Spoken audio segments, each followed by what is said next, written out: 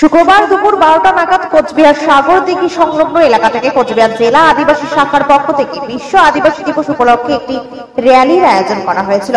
এর পাশাপাশি উৎসব অডিটোরিয়ামে সারাদিন ব্যাপী একটি অনুষ্ঠানেরও আয়োজন করা হয়েছিল আদিবাসী দিবস উপলক্ষে, যেখানে আদিবাসী সম্প্রদায়ের বিভিন্ন মানুষ উপস্থিত হয়েছিল। নাচ গানের মধ্য দিয়ে আজকের দিনটিকে তারা যথাযথভাবে উদযাপন করে।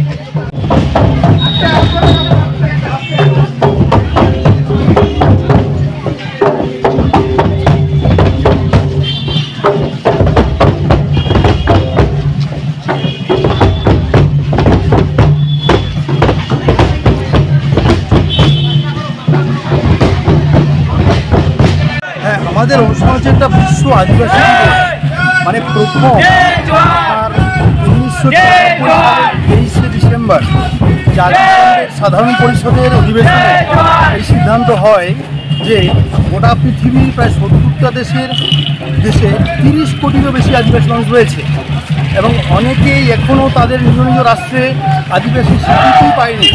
এটা অত্যন্ত দুর্ভাগ্যজনক। আমরা কোচবিহারের মাটিতে এবারই প্রথম বিশ্ব আদিবাসী উদযাপনে ভর্তি হয়েছি। তবে আমাদের ভারতবর্ষের যে আদিবাসী মহাসভা, তাদের উদ্যোগে 1999 সালে ঝাড়খণ্ডের চাইবাসা টাউন হলে প্রথম 1999 সালে আপনার আদিবাসী বিশ্ব দিবস 9ই আগস্ট আজকের দিনটাতেই সূচনা হয়েছিল। সেখানে আপনার নাম এবং কী দায়িত্বে রয়েছে? হ্যাঁ, আপনার নাম? আমি বাবলু মুর্মু, শ্রী রামকৃষ্ণ বয়েজ হাই স্কুলের প্রধান শিক্ষক। এবং এখানে কী দায়িত্বে রয়েছে? আমি এখানে কোচবিহার জেলা আদিবাসী সমাজ শাখার সাধারণ সদস্য। আমাদের সভাপতি বাসিল ওরাও, আমাদের সম্পাদক আছে বিশ্বজিৎ ওরাও, আমাদের এই দলের কোষাধ্যক্ষ। আজ কি প্রোগ্রাম রয়েছে আপনাদের? বিশ্ব আদিবাসী দিবস। আজকে আমরা সারা বিশ্বে যেভাবে আদিবাসী দিবস পালন করা হচ্ছে, সেই হিসাবে আমরা আজকে কোচবিহারে আমরা সবাই মিলে আমাদের বিভিন্ন প্রান্ত থেকে কোচবিহার থেকে আগত সবাইকে মিলে আমরা আজকে এই আদিবাসী দিবস পালন করছি। এই র্যালি কি কোথায়, কত অবধি যাবে?